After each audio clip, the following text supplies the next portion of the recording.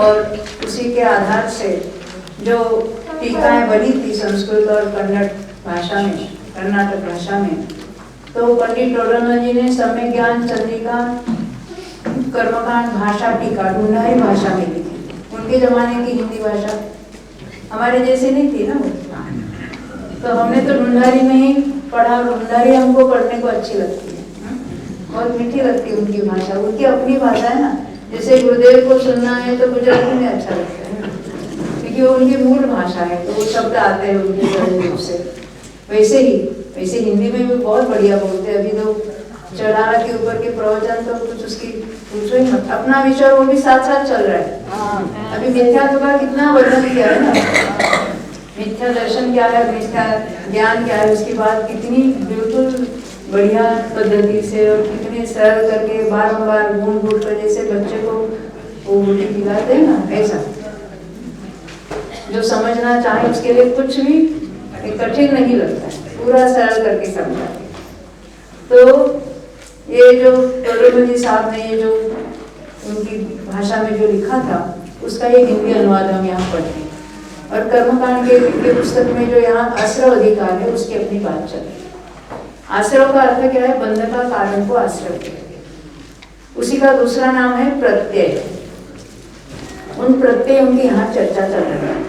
तो हमने मूल प्रत्यय उत्तर प्रत्यय भी देखे थे। शुरू करने के पहले हम थोड़ा प्रश्न लेके चलेंगे, क्योंकि जब तक वो प्रश्न हमारे मन में घर करके बैठते हैं तो वो तो आगे क्या कहते वो बराबर क्लियर नहीं होता। तो हमने तो अभी तक मूल प्रत्यय कौन कौन से देखे थे?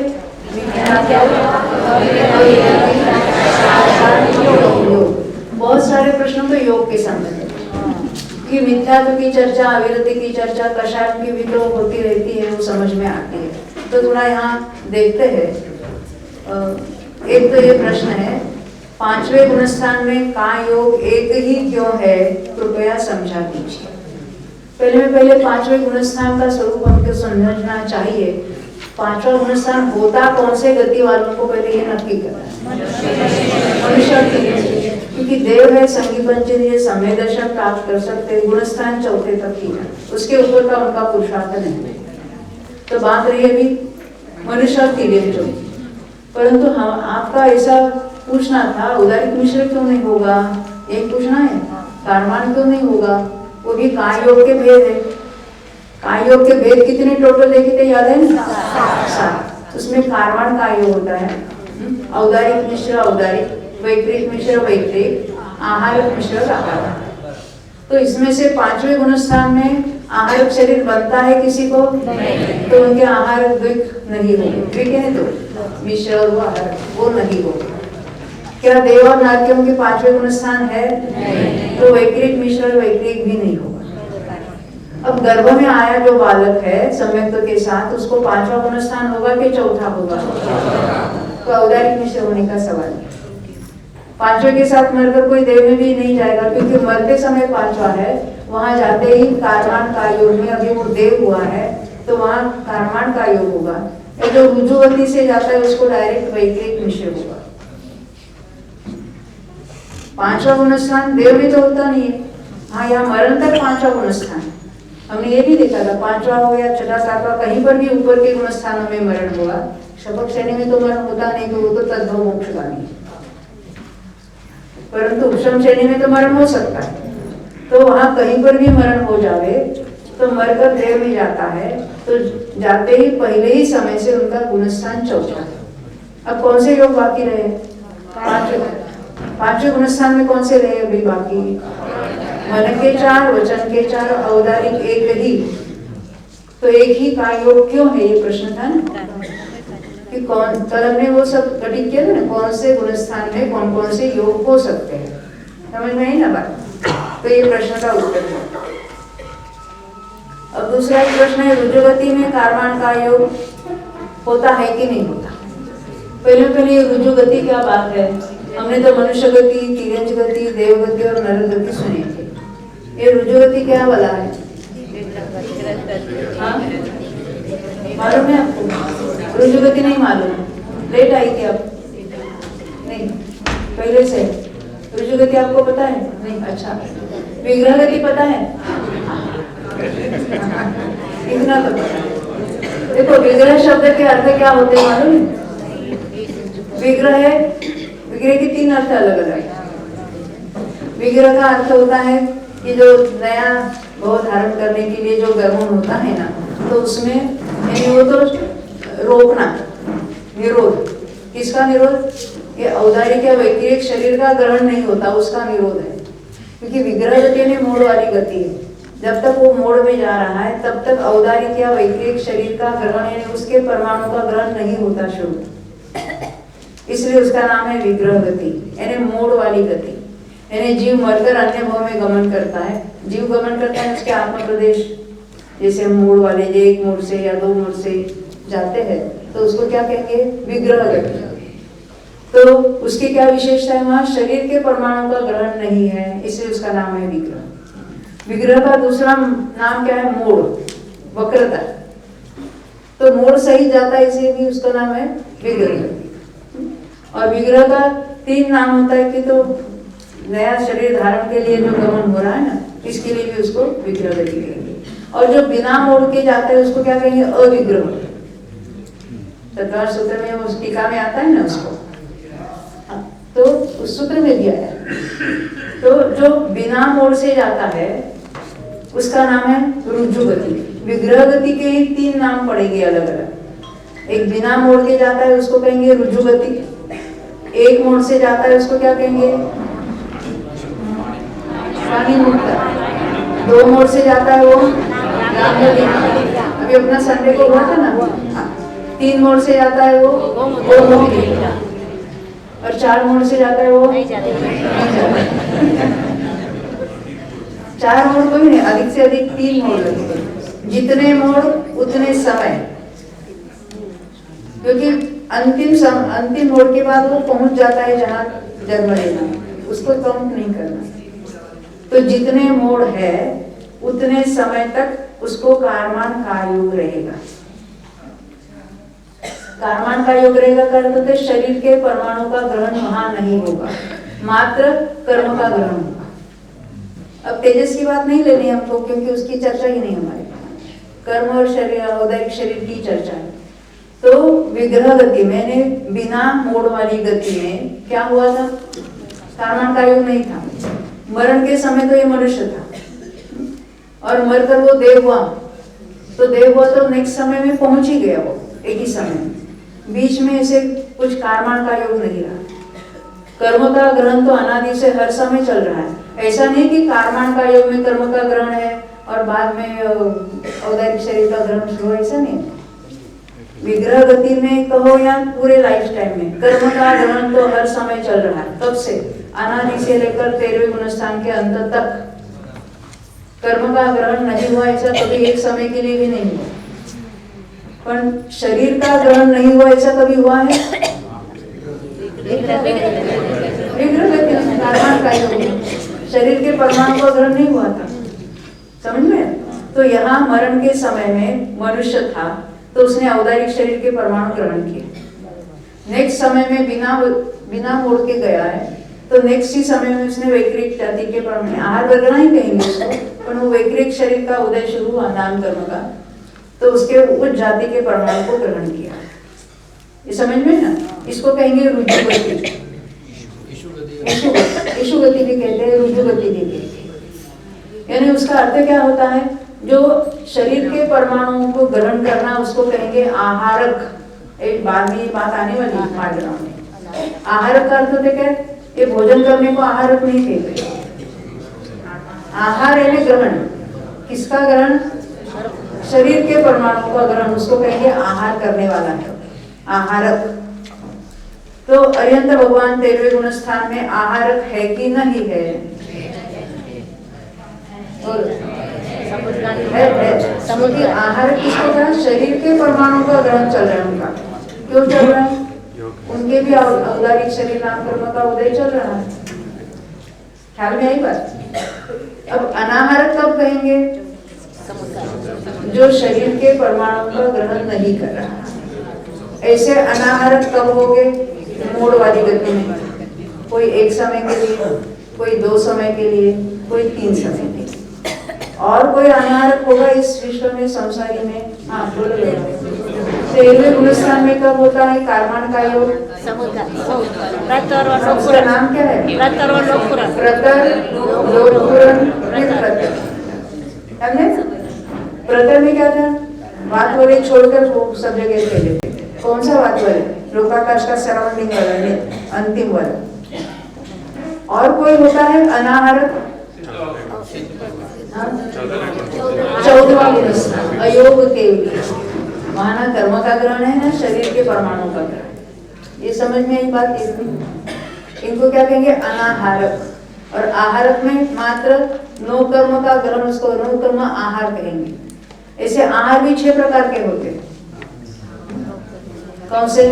एक मिष्टान्न भोजन,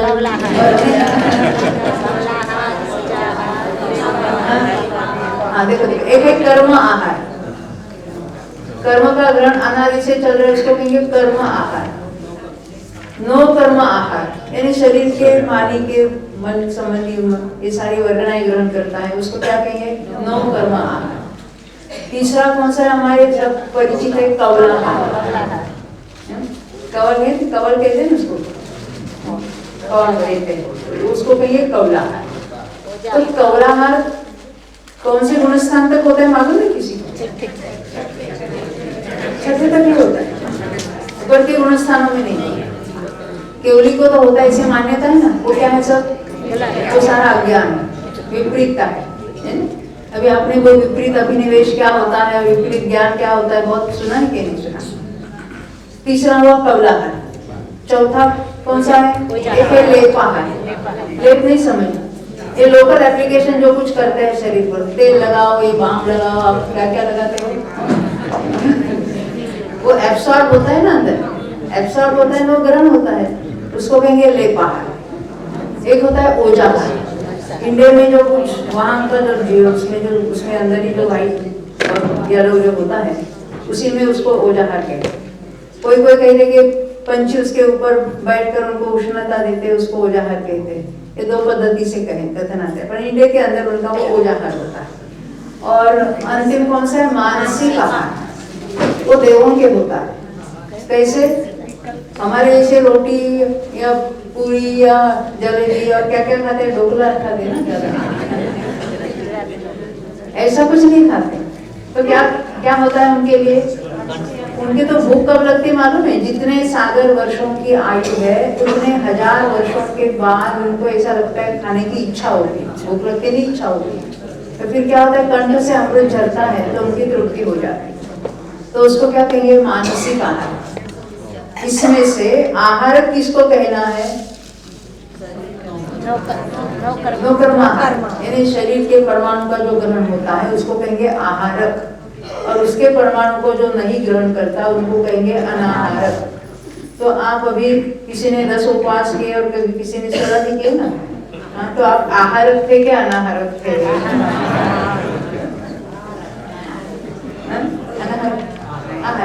अच्छा, तो हमें शास्त्र के शब्दों के सही अर्थ मालूम होने चाहिए। ये प्रश्न हुआ हमारा रुजुगति संबंधी। समझ में आई ना रुजुगति क्या होती है, और वहाँ कार्बन का योग क्यों नहीं होता, यानी नहीं होता और क्यों नहीं होता उसका भी हमको पता चल गया।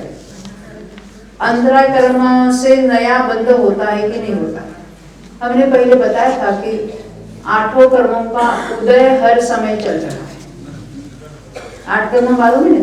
ज्ञानावरण, दर्शनावरण, मुनियांतराय, ये घाती कर्म, और वेदनी, आयु, नाम और गोत्र अघाती कर्म। हमने देखा था कि नया बंध क्यों होता है, उसकी भी चर्चा बहुत की थी हमने। क्योंकि देखो ये घाती कर्म किसका घात करते हैं? आत्मा के गुणों का घात। तो गुण नष्ट हो जाते हैं तो पर्याय का घात करते हैं, तो पर्याय बिना का द्रव्य हो जाता है। तो क्या होता क्या है? तो स्वभाव में जो सामर्थ्य शक्ति जो है, गुणों में जो शक्ति है, वो पर्याय में प्रकट नहीं होती। क्यों नहीं होती? अपने उपादान के कारण। ये जीव का वो अपने स्वयं के कारण, उसके अपनी योग्यता के कारण वो उसका ज्ञान हीन रूप से, हम आप जो क्षोभम ज्ञानी, क्षोभम समझते हैं, अल्प ज्ञानी है, तो अल्प ज्ञान जो हमारा जो प्रकट है वो हमारे स्वयं के कारण प्रकट है। और जो अप्रकट है वो हमारी स्वयं की कमजोरी है कि वो प्रकट नहीं है, क्योंकि जब तक वो निर्दोष नहीं होता तब तक निरावरण नहीं होता। ये क्या बात है, क्या पता है ये निर्दोष और निरावरण क्या होता है? ऐसे कोई जीव है जो निर्दोष और निरावरण आपने सुना है? हाँ हाँ, और कोई? अरिहंत भगवान निर्दोष क्यों कहते हैं? दूसरी भाषा में बताऊं?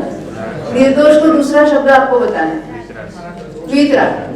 और निरावरण है सर्वज्ञ भगवान। जो निर्दोष और निरावरण कौन है? तो पूर्ण वितरागी और सर्वज्ञ भगवान है। तो उनका पूरा ज्ञान क्यों प्रकट होगा? पहले वो निर्दोष हुए, पहले वितराग हुए। कौन से? 12वें गुणस्थान में पूर्ण वितराग हुए और 13वें गुणस्थान में उनको केवल ज्ञान निरावरण हुआ है। पहले मोहिनी का पूरा क्षय हो गया, हमने देखा था कल। मोहिनी का उदय कौन से गुणस्थान तक देखा था, याद है ना? 10वें। और ज्ञानावरण दर्शनावरण का उदय कहाँ तक चला? 12वें। तो पहले पूर्ण निर्दोष यानी पूर्ण वितरागी होते हैं, फिर सर्वज्ञ हो जाते हैं। ये उसकी चर्चा है। तो हमने एक नया बंध क्यों है? तो जो ज्ञानावरण के उदय में क्या है? ज्ञानहीन है, यानी स्वभाव का अंश प्रकट है, थोड़ा प्रकट है। जो प्रकट है उससे बंध नहीं होता।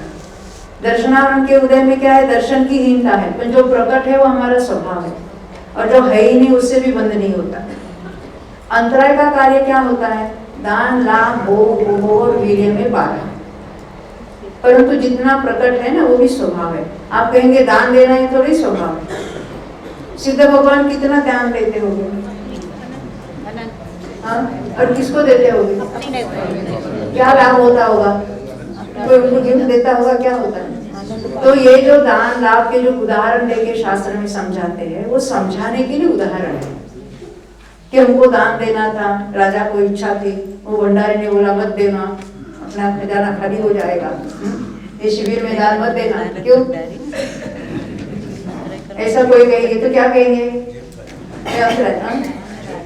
जेब खाली हो जाएगी? अरे नहीं, बढ़ जाएगी। नहीं समझे? जितना पुण्य का उदय है उतना धन तो आपको जरूर आपके पास रहेगा। आप ये ऐसे कार्यों में खर्चा करेंगे तो पुण्य बांध रहे के पाप बांध रहे, तो वो घटेगा कि बढ़ेगा? नहीं, मगर हम शिविर में आएंगे तो हमारे धंधे का नुकसान होगा ना 6 दिन का। अरे कुछ नहीं होगा। वो गुरुदेव हमेशा कहते ना, वो बहुत बड़ भंडारी की बात, वो बेंगलोर वाले नहीं आ सके, उनके आने वाले थे, तो मंदिर के कार्य में जुट गए और उन्होंने धंधे का कुछ सब उसमें से लक्ष्य नहीं दे सके। वो तो क्या हुआ? वो बेंगलोर का मुझे 75 में हुआ था, जब हम धर्म चक्र यात्रा में थे ना भाई, तभी उसका गुरुदेव के हाथ से उसका पंच कल्याण की भी बात हुई थी। वहाँ पर 8 दिन थे हम वहाँ पर। तो मंदिर के कार्य में जो फिर मंदिर वगैरह वो सभी अच्छा हुआ कार्य। बाद में ऐसी कोई गवर्नमेंट की ऐसी कोई पॉलिसी निकली कि उनको बहुत तरक्की हो गई, जितना पैसा खर्चा करना उतना सारा वसूल हो गया। 40 लाख 8 लाख खर्चा 40 लाख। हाँ, 8 लाख खर्चा और 40 लाख आ गए। आप कहेंगे ऐसी बात है तो हम यहाँ तो 1-2 लाख दे देंगे।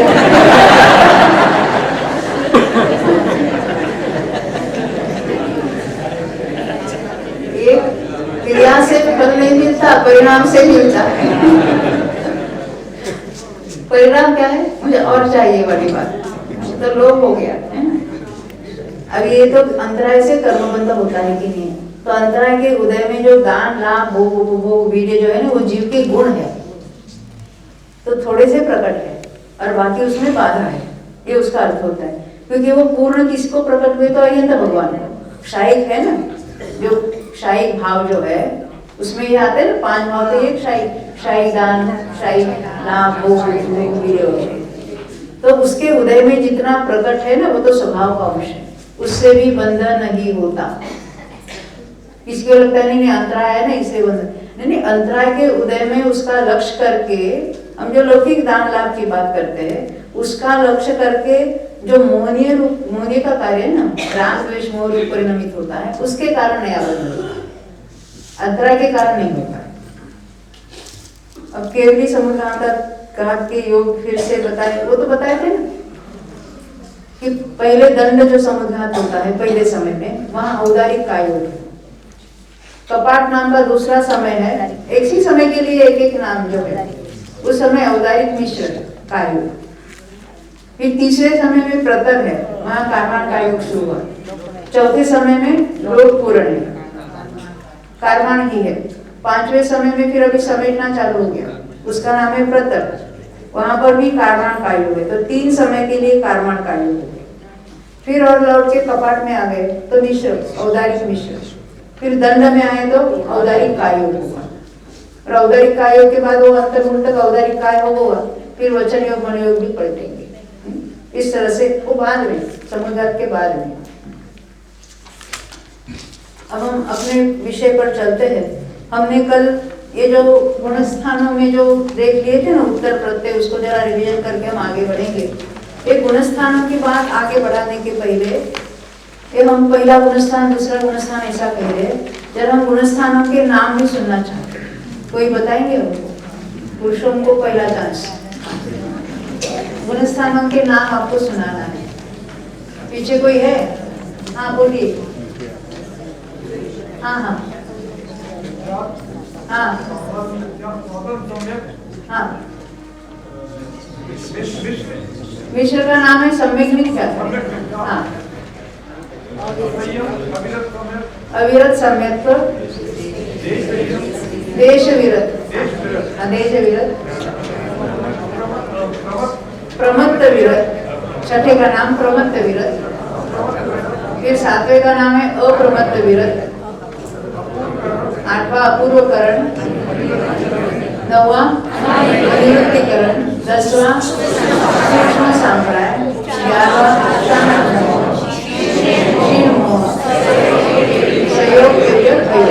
समझ में। और उसमें हमने वो इसमें उत्तर प्रत्यय देख लेते हम, फिर हम आगे बढ़ेंगे, अपना विषय चलेगा आगे। देखो यहाँ पर जरा बोर्ड पर देखना, आपके हाथ में है चार्ट पर, यहाँ पर भी देखे।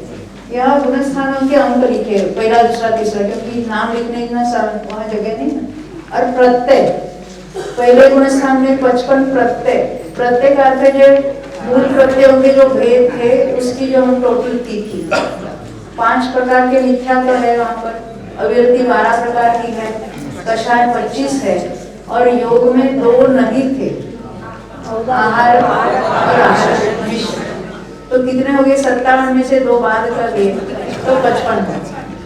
अब दूसरे गुणस्थान का नाम क्या देखा अभी हमने? सासा दंसम। तो उसमें और क्या विशेषता? भी यहाँ मिथ्या के 5 ही नहीं रहे, तो वो नहीं रहे तो बचे कितने? 50। क्योंकि वो आगे पहले जो 55 देखे ना, उसमें से क्या नहीं और क्या ऐड हो गया उसी को हमको देखना है। तीसरे गुणस्थान का नाम क्या है? सम्यक मिथ्या। तो अभी 50 में से या तो 43 बताया है, 43, यानी 7 कम कर दिए उसमें। और तो क्या नहीं रहा यहाँ पर? अलंकानुबंधी 4 नहीं, और योग में कारवाण का योग और 2 मिश्र। क्योंकि जो पहले बात किए थे उसकी तो बात चर्चा नहीं करनी, और एक्स्ट्रा कौन से कम हुए उसकी चर्चा। तो तीसरे गुणस्थान में हमने देखे थे 43। चौथे गुणस्थान में कितने लिखे यहाँ पर? कुछ बढ़ गए यहाँ पर। कौन से बढ़े? इसलिए बढ़े हैं क्योंकि सम्यक को लेकर एक भाव से दूसरे भाव में जाएगा। तो चौथे कारवाण का योग में उसको चौथा गुणस्थान होगा। औदारिक मिश्र या वैकृत मिश्र में भी चौथा गुणस्थान चालू रहेगा उसका। तो इसलिए 3 और बढ़ गए, तो तीसरे गुणस्थान से 3 बढ़ गए, तो यहाँ कितने हुए? 40। 40 समझ में आई बात? अब 5वें गुणस्थान की तो अभी अभी हमने चर्चा की थी। ये 40 में से क्या नहीं हो गए? अभी 5वें गुणस्थान की कितनी संख्या लिखी वहाँ पर? 37, यानी कितने कम हो गए उसमें से? 9 और 9 कम हो गए। पहले तो 4 गए शायद, और क्या हुआ? एक अविरति गई है, 12 में से 1 चली गई, 4 1 5 गए, और योग में था क्योंकि 5वां गुणस्थान है, वहाँ ना कारवाण है, ना औदारिक मिश्र है, ना वैकृत मिश्र है, वैकृत भी नहीं है। इस तरह से ये भी चलेंगे, पहले 5 और ये 4 9। तो रह गए 37। ये पांचवें गुण स्थान में 37 रहेंगे। अभी छठे गुण स्थान में और क्या क्या नहीं होगा, क्या क्या ऐड होगा, ये हमको देखना। तो पहले तो हमने 37 थे, उसमें से कितने कम हुए और 13 कम हो गए। तो एक तो 4 कषाय गए, अविरति पूरी की पूरी 11 जो थी उसमें से अभी ये भी गई, 11 और 4 15 गए। और क्या गया जो छठे में क्या है ना, इस तरह से सभी अविरति चली गई थी ना। पांचवें में 11 थी, वो यहाँ नहीं रही, 4 कषाय भी चले गए और योग भी जो पांचवें में 9 थे वो यहाँ तो रही है, 2 और ऐड हो गए इस तरह से। हाँ, अभी आगे बढ़ते। सातवें में 24 में से और 2 कम हो गए, 8 के 2। आठवें का नाम क्या देखा था, अपूर्वकरण। अपूर्वकरण में कितने रहे उतने ही, जितने सातवें में है उससे कुछ विशेषता नहीं हुई, किसी कषाय का वहां पर अनुदय नहीं हुआ है। और जो 6 कषाय 8वें के अंत तक चलते रहे तो इसलिए 22 के 22 रहे। 9वें गुण स्थान में आते ही क्या हुआ, वो जो 6 कषाय थे कौन से, हास्य, रति, अरति, शोक, भय, मूर्छा, उसका उदय 8वें के अंत तक रहता है। अब उसके बाद वो उसका उदय नहीं रहा, तो वो 6 चले गए, तो 22 में से 6 गए तो कितना रहे, 16। हमने देखा था कि 9वें गुण स्थान में कुछ विशेषता है, बहुत सारी विशेषता है, बहुत सारे कर्मों का क्षय तो 9वें में होता है। आगे के गुण स्थानों में वो बहुत कम होता है, परंतु यहाँ तो 9वें में अधिक क्षय हो जाता है। तो क्या क्या होता है, पहले नपुंसक वेद चला जाएगा, तो कितने का उदय रहेगा। ये अनेक जीवों की अपेक्षा बात हो रही है ना, क्योंकि किसी को नपुंसक वेद का उदय है, किसी को स्त्री वेद का है, किसी को पुरुष वेद का है, ये बात हो रही। तो बाकी कितने रहेंगे, 15। स्त्री वेद का भी उदय नष्ट हो गया, उसका तो क्षय हो जाता है, तो क्या हो गए उसके 14 रहेंगे। फिर पुरुष वेद का भी चला जाएगा, फिर 13 रहेंगे। 13 में क्या रहेंगे, एक तो 9 योग है और 4 संवलन है। तो शुरुआत में तो क्रोध मान माया लोग बन रहे 4, पर क्रोध का उदय वहां तक हो। अब उसके बाद क्रोध का उदय भी मिट गया, बंध भी मिट गया, तो कितने का उदय रहेगा, मान माया लोग संवलन। पहले तो क्रोध गया, 12 था उसमें से क्रोध गया, फिर मान रह गया, मान माया लोभ रह गया, फिर मान भी चला गया, उसके बाद माया भी चली, तो बादल लोभ रह गया। अभी क्या क्या रह गया, 9 योग और 1 बादल लोभ। अब 10वें में आता है तो लोभ का लोभ तो रह गया, पर वो कौन सा है, सूक्ष्म लोभ, और योग तो है ही वहां पर। तो 9 और 1 10 सूक्ष्म। 90 में बादल लोभ है ना, उसका अनुभव बहुत ज्यादा है, बहुत ज्यादा है ना, कंपैरिजन सूक्ष्म की अपेक्षा, और उसमें वो अनुभाग इतना मंद हो गया है, तो उसको सूक्ष्म लोभ कहते हैं। अब उसके क्या एग्जैक्टली प्रोसेस है उसकी बात अपनी यहाँ की नहीं है, तो ये सूक्ष्म लोभ और बाकी क्या है, योग वहां के 9। अब उसके बाद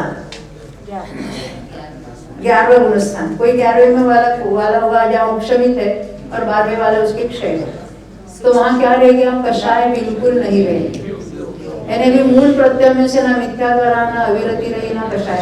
अभी क्या रह गया, मात्र योग रह गया।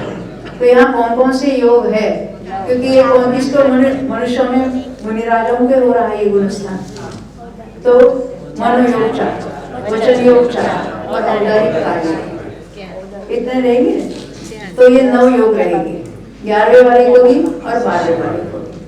13वें वाले में क्या इसमें से घट जाता है, मन के 2 और वचन के 2 घट जाते हैं, और क्या रह जाते हैं, मन के 2 रहेंगे, वचन के 2 रहेंगे, और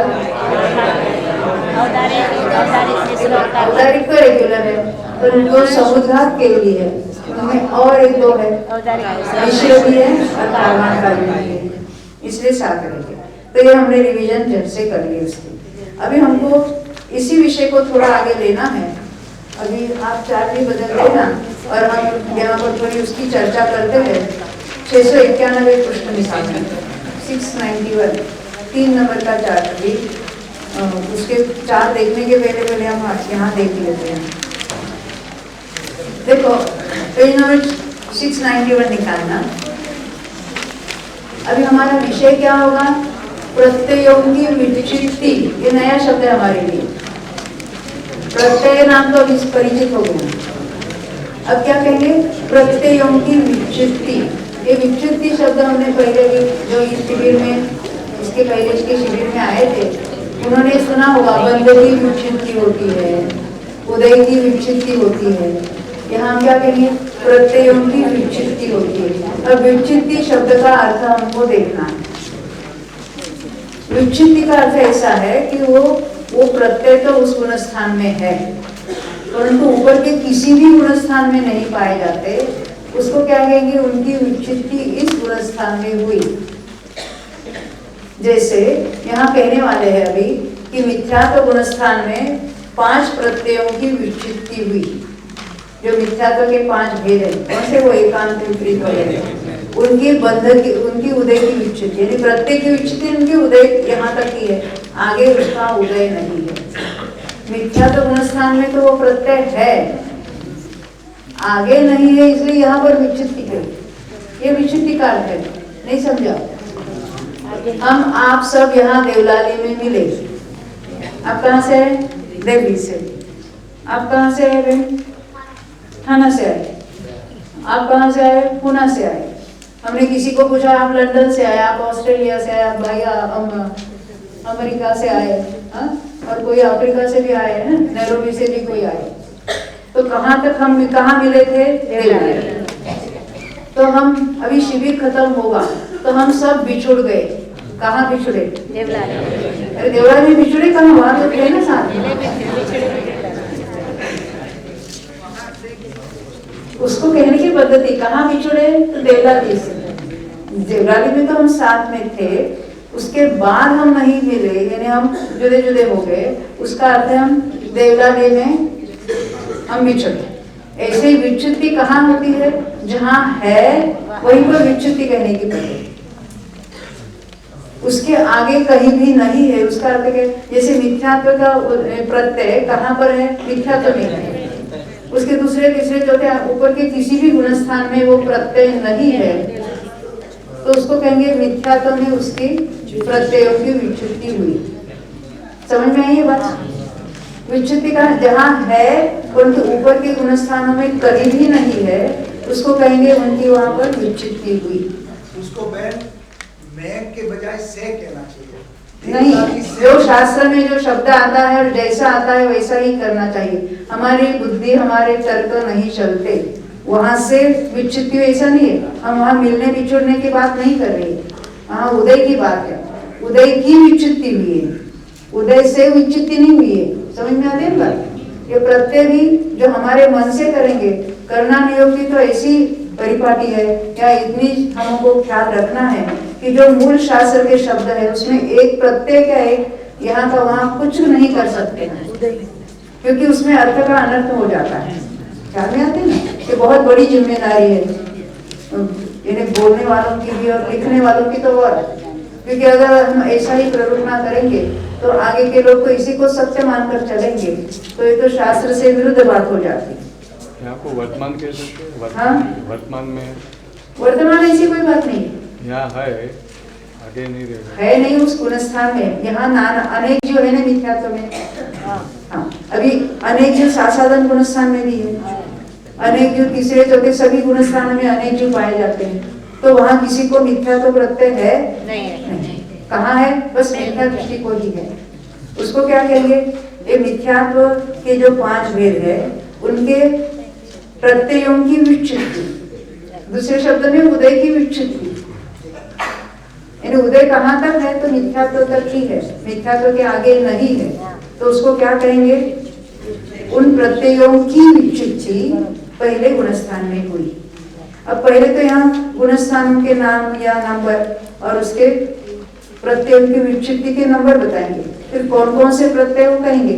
उसको पढ़ने के पहले हम अपनी भाषा में हम पूछेंगे आपको। अनंतानुबंधी के प्रत्यय जो है वो कक्षा में आते हैं ना, वो प्रत्यय की विच्छित्ति कौन से गुणस्थान में कहलाएगी? चौथे में है ही नहीं है। कहाँ तक है? सासाबंद तक, दूसरे तक ही है, दूसरे के आगे नहीं है। तो उसकी विच्छित्ति, उस प्रत्यय की विच्छित्ति कहाँ कहेंगे? दूसरे में। अप्रत्याख्यानावरण का उदय कहाँ तक है? चौथे तक ही है। तो अप्रत्याख्यानावरण नाम के जो कषाय है उनके उन प्रत्ययों की विच्छित्ति कहाँ कहलाएगी? चौथे। वहां होनी चाहिए, उसके आगे नहीं होनी चाहिए। अब रस हिंसा की कहाँ तक होगी? चौथे में 11 ही है, चौथे में 12 है। जो चौथे में है, पांचवे से आगे नहीं है, तो रस संबंधी जो है काय हिंसा जो है वो प्रत्यय कहाँ तक है? तो चौथे तक ही है। ख्याल में आती है इसका अर्थ क्या है? ऐसे ही लगाना, जो जिस जहाँ तक जिसका उदय है वहीं तक लगाना। अब प्रत्याख्यानावरण जो 4 है, पांचवे, वो पांचवे में है, वो प्रत्यय वहां पर है, तो प्रत्यय की विच्छित्ति कहाँ हुई? पांचवे। तो मेरा सवाल है, पांचवे में और किसी प्रत्यय की विच्छित्ति हो जाती है? नीलेश भाई, जो पांचवे में था और ऊपर कहीं नहीं था। 11 अविरति पांचवे में थी, आगे नहीं। जब मुनि हुए तो उनके कोई ना इंद्रिय अविरति है ना प्राणी संयम असंयम है ना। ख्याल में आती है बात? वहां होनी चाहिए, तभी उसको विच्छित्ति कहेंगे। इसके लिए हमें क्या लगता है, जहाँ हो गई विच्छित्ति यानी जहाँ नहीं बने नहीं है वहां पर विच्छित्ति, ऐसा नहीं है। इसको ये कथन के 2 भेद होते हैं। जहाँ ऐसा भी कथन आता है जहाँ नहीं है वहां कह देना, पर वो बात हम यहाँ नहीं फॉलो करेंगे। जिस गुणस्थान में है आगे नहीं है वहां उसकी विच्छित्ति कहने में आ जाए। अब ऐसे ही लिखा। और कौन से रहे? 6 नौकषाय। एक मिनट, जो प्रश्न क्या है? हाँ,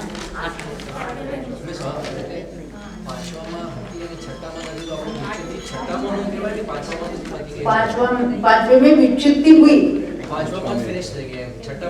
हाँ, आगे के नहीं, आगे के गुणस्थानों में वो है ही नहीं है। कहाँ तक है? पांचवे तक है।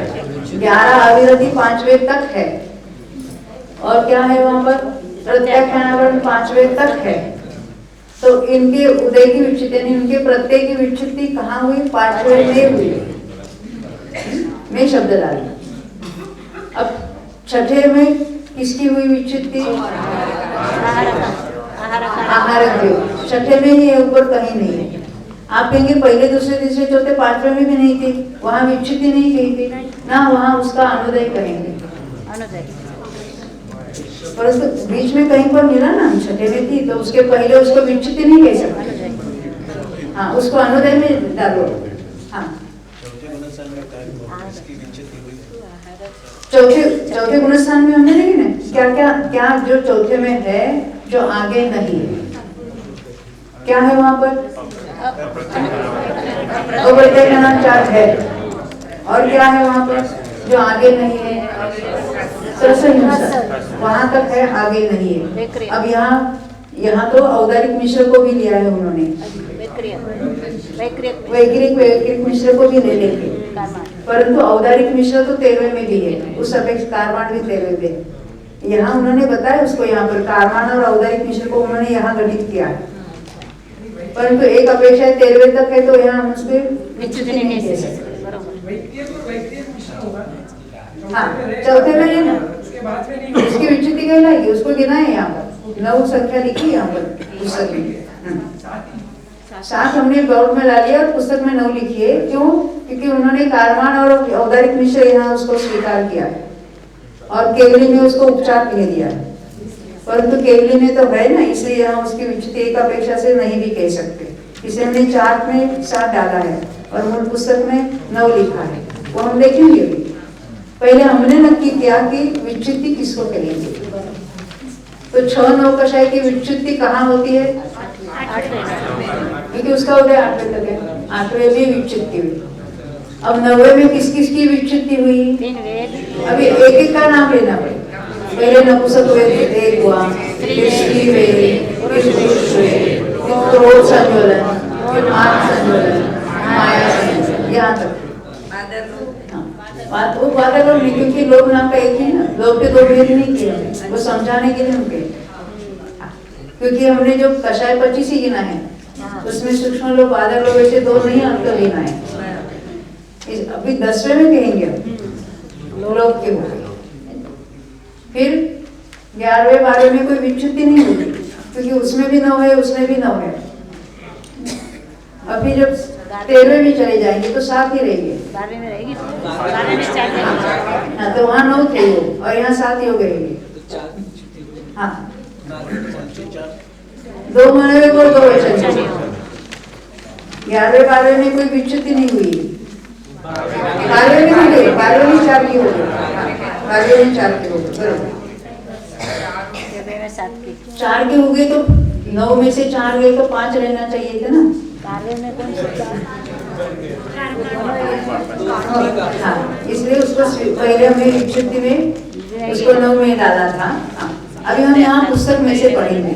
पहले विच्युति क्या चीज है उसको हमने अपनी भाषा में समझने की कोशिश की, और पुस्तक के आधार से चलेगी बात। ये दूसरी पुस्तक है ना हमारी आश्रम अधिकार की, कर्मकांड की, 691 नंबर का पृष्ठ है, 691। पहले टेबल दिया है और बाद में उन्होंने गाथा ही बताई, हमको गाथा से पढ़ना है। आगे प्रत्ययों की विच्युति, वो जो टेबल है ना उसके नीचे से पढ़ना है। प्रत्ययों की विच्युति का अर्थ समझ में है ना, वो जब उस गुणस्थान तक वो प्रत्यय है, उसके आगे के गुणस्थानों में, ऊपर के गुणस्थानों में नहीं है, उसको कहेंगे उन प्रत्ययों की विच्युति। और अनुदय, विच्युति बात अलग है और अनुदय बात अलग है। जैसे हमने अभी विच्युति की बात की, मिथ्यात्व में 5 की मिथ्यात्व की विच्युति हुई, वो आगे कहीं पर भी नहीं है, परंतु वहाँ आहार विधि का अनुदय था, क्योंकि आगे 6 में हम होने वाले हैं, तब तक उसको हम विच्युति नहीं कह सकते, अनुदय। परंतु बाद में एक बार इसकी विच्युति 5 की विच्युति हुई पहले गुणस्थान में, तो दूसरे गुणस्थान में वो 5 मिथ्यात्व को अनुदय में डालेंगे। विच्युति पहले में हुई है, दूसरे में उसका अनुदय कहेंगे, आगे सर्वत्र उसका अनुदय कहेंगे। अब यहाँ पढ़ते देखो, प्रत्ययों की विच्युति और अनुदय के वर्णन रूप केशव ब्रह्मचारी कृत 6 गाथा कहते हैं। एक केशव जी ब्रह्मचारी का हमने एक नाम सुनाया था। उन्होंने क्या किया, मूल जो कर्मकांड जो गोमरसार ग्रंथ की रचना आचार्य हिमचंद ने, उसके बाद उसकी जो कर्नाटक भाषा में टीका चामुंड राय ने की, और उसके आधार से इन्होंने संस्कृत भाषा और कन्नड़ लिपि में उसकी टीका लिखी। तो ये केशव जी वर्णी, तो उन्होंने ये 6 गाथाएं लिखी है, उसके हम एक एक गाथा पढ़ेंगे, उसका अर्थ भी देखेंगे।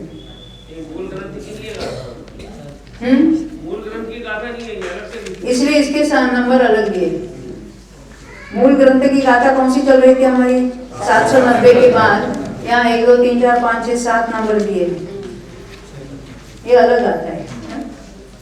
पढ़चतुर्सुन्नम नवयम पन्नारसतो निशुन्नचक्कं च एकैकं दशजावय एकं सुन्नं च चारशतसुन्नं दोनिय सत्तय चोदश मुद्रेर्येयारतीसतेतीसं प्रणतीससुसीतालं सत्ते तालट्टतालतु सुपर्णम्।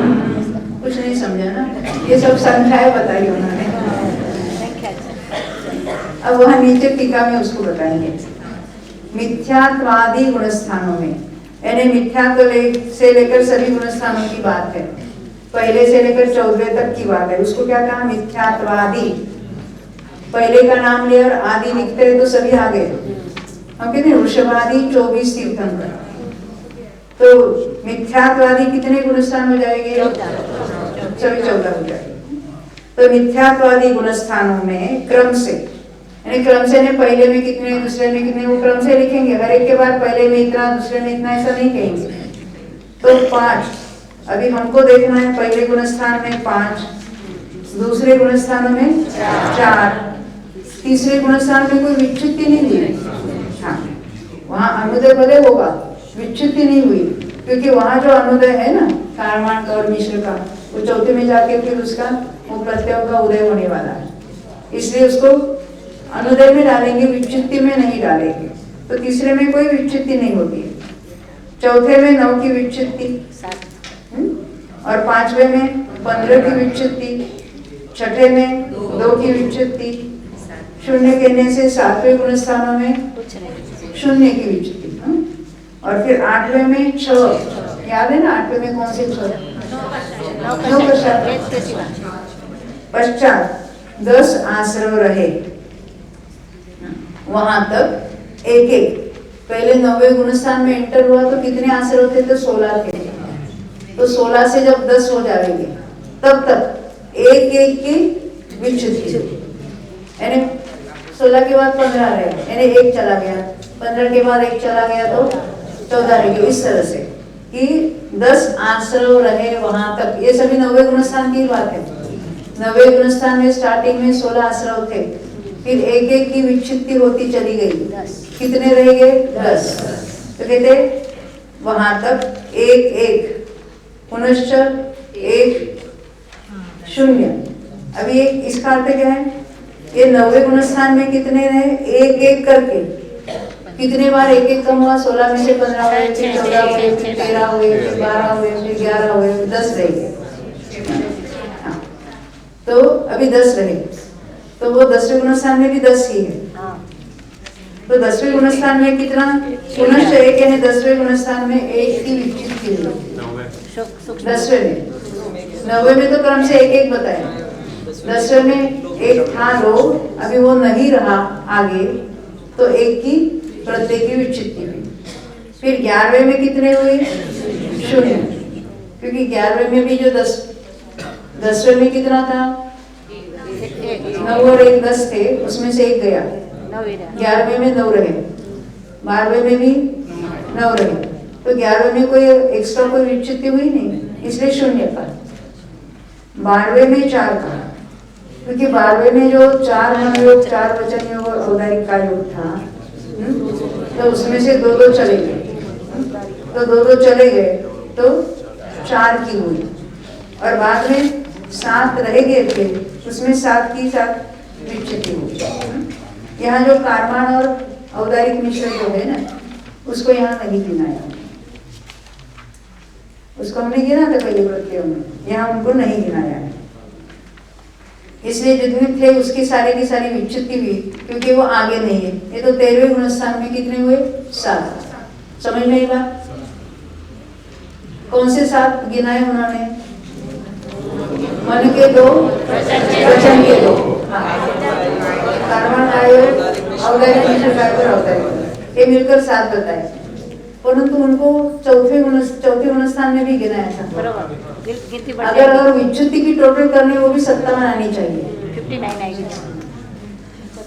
यहाँ दोनों जगह गिनाया है, इसलिए मैंने अपने चार्ट में 7 लिखे। अब यहाँ का ऊपर का चार्ट देख लो, इसी पेज का देखो। मिथ्या तो अभी केवल हम विच्युति देखेंगे, अनुदय की बात नहीं पढ़ेंगे, उसके साथ अनुदय की बात बाद में करेंगे। तो देखो पहले मिथ्यात्व में 5 की है, कौन से? जो 5 प्रकार के मिथ्यात्व है, जो पहले गुण स्थान में उसका उदय है, आगे कहीं पर नहीं है, तो ये 5 की विच्युति पहले गुण स्थान में हुई। ये विच्युति समझ में आती है ना सबको? वहां पर है, आगे नहीं है। सासाधन सम्यक प्रयोग, उसमें कौन से? वहां है और आगे कहीं पर भी नहीं है, अनंतानुबंधी। अब सम्यक मिथ्यात्व में ऐसा क्या है जो आगे कहीं पर भी नहीं है? ऐसा कुछ नहीं। और यदि आपको किसी को उदय की विच्युति याद होगी, उदय की सम्यक मिथ्या, तो सम्यक मिथ्या तो प्रत्यय में नहीं आता है, इसलिए उसको यहाँ नहीं लिया। ख्याल है ना? केवल कर्मों के उदय की अपेक्षा से बात हमने जो पहले शिविरों में की थी बहुत बार, उदय की भी विच्युति गिनाई थी, तो उसमें सम्यक मिथ्यात्व को लिया, यहाँ नहीं लिया है, क्योंकि हमने कषाय में 25 को गिराया और वो बाकी मिथ्यात्व में उसके 5 भेद गिनाए। पर दर्शन होने के दो जो है, सम्यक प्रकृति और सम्यक मिथ्यात्व, उनको प्रत्ययों में नहीं गिनते, क्योंकि उनके निमित्त से कोई बंध नहीं हो रहा। एक ख्याल में है बात, तो इसलिए तीसरे गुणस्थान में शून्य हो गया। यहाँ चार भी लगाए है ना, प्रत्येक की विच्छेद देखो। अब यहाँ पहले गुणस्थान में 5, दूसरे में 4 कौन से अनंतानंद, तीसरे में कोई जो बनता है आगे नहीं, ऐसा कुछ जो उदय है और आगे नहीं ऐसा कुछ नहीं है, वहाँ 0 है। अभी चौथे में क्या हुआ? 7। तो चौथे में जो प्रत्यय की विच्युति यहाँ 7 लिखिए, पुस्तक में देखो वहाँ 9 लिखिए, क्योंकि सभी प्रत्ययों की अगर टोटल करेंगे तो वो 57 आनी चाहिए। अब ये प्रत्यय उन्होंने यहाँ पर भी गिनाए हैं और यहाँ पर भी गिनाए हैं, दोनों जगह। कौन से? कारमान और औदारिक निश्चय, दोनों जगह। अगर हम यहाँ गिनते हैं तो यहाँ नहीं गिनना चाहिए, और यहाँ गिनते हैं तो यहाँ नहीं गिनना चाहिए। इसलिए मैंने ये सोच समझ कर वहाँ 7 लिखा है और पुस्तक में वो 9 लिखा है। गाथा में भी 9 कहा है, परंतु ये बताने के लिए मैंने खास ये अलग से लिखा है, क्योंकि विच्युति कहाँ आगे के किसी भी गुणस्थान में न हो उसको ही विच्युति कहते हैं। और ये 2 योग तो वहाँ 13वें में भी पाए जाते हैं। ख्याल में आई ना? किसी को होता है, किसी को नहीं होता, इस अपेक्षा से ठीक होता है। ऐसा नहीं है, किसी को होता है किसी को नहीं होता, ये अपेक्षा से अगर बात करेंगे, यहाँ तो हम नाना जीवों की बात कर रहे हैं। एक भी होगा, एक जीव को भी होगा तो भी हमको गिनना है, ये यहाँ नहीं लागू होता। किसी को होता है या नहीं होता, ये बात यहाँ लागू होती ही नहीं। ख्याल में ना? हाँ,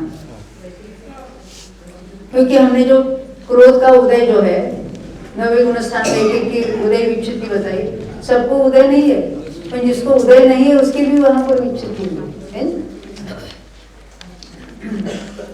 हाँ देखो, अभी हमने देखा ना, चार्ट में देख लो, चौथे तक देख लिया हमने। 5वें गुणस्थान में इसको बाद केवल हमको संख्या देखनी है अभी यहाँ पर, इनकी सब टोटल पढ़ने भी जाने वाले हैं कौन कौन सी प्रकृतियां है। 5वें गुणस्थान में जो यहाँ पर प्रत्यय है आगे नहीं है, तो 15 के यहाँ हो गए। छठे में 2, ये तो आसान है ना।